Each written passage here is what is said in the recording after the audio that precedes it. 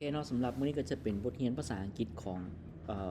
ชั้นม2มื้อนี้จะเป็นบทที่6 Unit 6 Lesson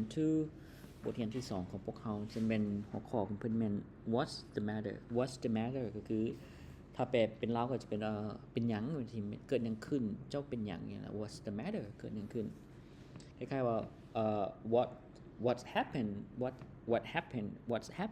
or what's going on is the same นั่นคือกันความหมายคือกันในเบิ่งในจุดประสงค์ของบทนี้บอกว่า in this lesson students learn to ask and answer with what's the matter ก็คือบทนี้นักเรียนจะได้เรียนเกี่ยวกับเนาะถามแล้วก็ตอบว่าเป็นหยังแบบนี้นะ what's the matter เกิดหยังขึ้นหรือว่าเป็นหยังโอเคมาเบิ่งเนาะในหมวดที่1จะเป็นหมวดของคำศัพท์มีคำว่า lose เนาะ lose แปลว่าเสียเสีย the next one thirsty คือหิวน้ำ thirsty the next one หิวข้าวเนาะภาษาอังกฤษว่า hungry โอเคต่อไปเนาะคำว่าบ่ต้องเป็นห่วงภาษาอังกฤษว่า don't worry and the next one เป็นแนวใด what's the matter บ่ได้แปลว่าเป็นแนวใดก็แปลว่าเกิดหยังขึ้นหรือว่าเป็นหยังเนาะ what's the matter บ่เป็นแนวใดเนาะthe next one is pencil case นี่แปลว่ากับเนาะเป็น case เป็นกับ pencil box pencil case แปลว่ากับหรือว่ากล่องใส่สอดำโอเคบัดนี้เรามาเบิ่งในบทสนทนาของเพิ่นเนาะจะมีค่อนข้างจะมี2บทสนทนาเนาะจะมีSumali girl and Manotham boy เฮามาเบิ่งนำมือหยังแหน่เพิ่นบอกในบทสนทนานี้บอกว่า listen and practice the dialogues in pairs ก็คือฟังแล้วก็ฝึกเนาะบทสนทนานี้เป็นคู่ว่าซั่นเมื่อเบิ่งเนาะ Sumali ว่าหยังแหน่ Sumali ถามว่า what's the matter ก็เด็กน้อยผู้หญิงเนาะ girl บอกว่า I lost my sister's new pencil case ค่อยเฮ็ดกล่องกับสอว่าซั่นได๋กับสอของเอื้อยหรือของน้องข่อยนะตัวใหม่เนี่ยเสีย She will be angry เนาะเราคงจะใจร้ายเนาะ She will be angry เราจะใจร้ายแน่นอนซุมรีว่า Don't worry ก็คือบ่ต้องเป็นห่วงเนาะ worry แปลว่าเป็นห่วง Don't worry แปลว่าบ่ต้องเป็นห่วง I will help you to look for it เนาะข้อยจะช่วยเจ้าซ่องหามันคำว่า look for it แปลว่าซ่องหามันแล้วผู้หญิงคนนี้ก็บอกว่าเด็กน้อยผู้หญิงคนนี้บอกว่า girl บอก thank you เนาะขอบใจก็ประมาณนั้นเนาะบัดนี้มาเบิ่งตัวที่2บทสนทนาเป็นมนุษยธรรมก็ถามว่า what's the matter the boy บอกว่า I feel ill ข้อยรู้สึกบ่สบายรู้สึกเป็นไข้มนุษยธรรมว่า don't worry บ่ต้องเป็นห่วง I will ask a teacher to help you ข้อยสิไปขอให้ครูเนาะมาช่วยเจ้าคนเด็กน้อยผู้หญิงคนนี้ก็บอกว่า thanks เนาะขอบใจเด็กน้อยผู้ชายคนนี้ก็บอกว่า thanks เนาะขอบใจลงหน้าลงหลังอยู่โอเคบัดนี้ move to number 3ก็จะเป็น listen ก็คือฟัง and choose ก็คือ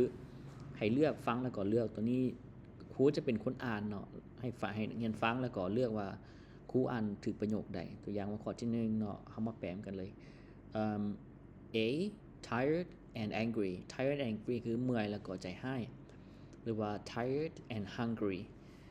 and hungry เนาะเสียงคล้ายๆกันก็คือใจร้ายแล้วก็หิวข้าวตัวใดบัดนี้เราเบิ่งข้อที่2A happy with the examination happy with the examination ก็คือมีความสุขในการสอบเสียงกับการสอบเสียงหรือ unhappy with the examination ให้ขอคนระวังคือ happy and unhappy ที่3เนาะเป็น bored ก็คือเบื่อเนาะ because of the game เพราะว่าค่อยเบื่อเพราะว่าเกมตัวนี้เราเรียกว่า bored because there's nothing to do ก็คือบ่มีหยังเฮ็ดเพราะว่าบ่มีหยังเฮ็ดแม่นบ่มาเบิ่งข้อที่4 tired and afraid เมื่อยแล้วก็ย้าน B บอกว่า tired and thirsty เมื่อยแล้วก็หิวน้ำnumber 5 ข้อที่5หรือสุดท้ายของเขา ill and tired หน่อยill คือเป็นไข้เนาะบ่สบายแล้วก็เมื่อยข้อ B ว่า ill and bored เนาะเมื่อยแล้วเป็นไข้แล้วก็เบื่อประมาณนั้นเนาะข้อที่3บัดนี้ข้อที่4มัน ask and answer แต่ในนี้เพิ่นจะเป็นรูปแบบของไวยากรณ์ออกมาเนาะเป็น ask and answer ก็ค่อนข้าง complicated คือสับสนเนาะ work in pairs คือเฮ็ดเวียกเป็นคู่ and use the table below to answer the questions ก็คือเฮ็ดเวียกเป็นคู่เพื่อตอบคำถามในตารางข้างรูมนี้ What's the matter คือเกิดหยังขึ้นว่าเป็นหยังผู้นี้บอกว่า I'm hungry ค่อยหิวข้าว What's the matter อันนี้ถ้าถามความรู้สึกเนาะเฮาเบิ่งสมมุติว่าเฮาเบิ่งสีหน้าของคนที่แปลกๆหรือว่ารู้สึกบ่ดีเฮาก็ถามว่า What's the matter What's going on with you What happened to you What's the matter to you เกิดหยังขึ้นกับเจ้าอย่างประมาณนี้ with you โอเคบัดนี้เฮามาเบิ่งในนี้ว่าเป็น I'm hungry บัดนี้เฮาก็ใส่ข้อ B นี้ต่อก็ว่า I am หรือว่า I feel ค่อยแม่นกับค่อยรู้สึก very sad ได้เนาะตัวนี้ I am very sad หรือว่า I feel very sad ค่อยรู้สึกเศร้าหรือค่อยโศกเศร้าก็ได้ I am unhappy I am very unhappy หรือว่า I am ill เนาะเป็นประโยคเหล่านี้ขึ้นมาได้ sad ก็คือโศกเศร้า unhappy บ่มีความสุข ill คือเจ็บไข้ได้ป่วย bored เมื่อย tired ก็bored แปลว่าเบื่อ tired เมื่อย hungry หิวข้าว thirsty หิวน้ำเนาะ cold หนาว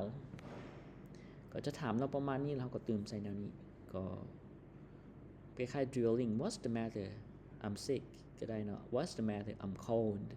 What's the matter I'm bored What's the matter ตัวอย่างถามนี้ What's the matter I'm tired What's the matter I'm hungry What's the matter Nothing ก็ได้เกิดยังขึ้นหรือว่าเป็นหยังสิWhat's the matter Nothing บ่มีหยังก็ได้ The next one number 5 complete and practice ก็คือเฮ็ดให้สมบูรณ์แล้วก็ฝึกซ้อมอาจจะเป็น complete the dialogues ก็คือเฮ็ดให้บทสนทนานี้สมบูรณ์ and practice them with your partner แล้วก็ฝึกซ้อมบทสนทนานี้กับคู่ของเจ้าอันนี้ก็ข้อ A บอกว่า What's the matter ใส่ the เข้าไปเนาะอันนี้ใส่ I feel tired ก็เรียกว่า I am tired ก็ได้นี่ก็ใส่ What's the matter I'm thirsty What's the matter I am unhappy จะประมาณนั้นบัดนี้กิจกรรมอาจจะมีแต่ข้อ8เนาะเบิ่งข้อที่6กันข้อที่6มัน read and complete อ่านแล้วก็เติมให้สมบูรณ์เพิ่นบอกว่า read and complete the sentences below จงอ่านแล้วก็เฮ็ดให้ประโยคข้างรูปนี้ถูกต้องเนาะสมบูรณ์the first one has been done for you ข้อที่1มันแล้วสำหรับเจ้าตัวอย่างว่า the boy is not well he feels ill เด็กน้อยผู้ชายคนนั้นน่ะบ่สบายดีรู้สึกบ่ดีเรารู้สึกไข้ว่าซั่น Number 2 the girl lost her sister's new pencil case she feels sad เนาะนี่ก็ใส่ sad เข้าไป Number 3 Vian Kam's got a new bicycle Vian Kam มีรถที่ใหม่คันนึง she's very happy Okay Number 4 Kam work hard on the farm Kam เฮ็ดเวียกหนักในสวนhe's how ยัง tired เอาใส่ใน tired เข้าไปเมื่อย Number 5 Vilaiwan left her hometown to live in Vientiane วิไลวันออกจากบ้านเกิดของเราเพื่อไปอยู่ในเวียงจันทน์ she felt นี่เขาใส่เป็นอย่าง unhappy บ่ she feel sad ก็ได้เนาะ homesick ก็ได้ในนี้บ่มีคำว่า homesick she feel homesick the last one number 6 Manotham feels today he is home in bed and he feels sick หรือว่า feel ill ill today โอเคสำหรับข้อที่7จะเป็น practice เขาจะเป็นฝึกซ้อม use the sentence above and take turns to say them ก็ใส่ฝึกซ้อมกันเป็นคู่เนาะเป็นพยายามว่าประโยคข้างเทิงนี้แล้วก็เปลี่ยนกันว่าเป็นประโยคภาษาอังกฤษจะประมาณนั้น The boy is not well he's feel ill ก็ ก็จะเป็นรูปแบบนี้ Okay the last one number 8 is puzzle คือกิจกรรมที่เป็นปริศนา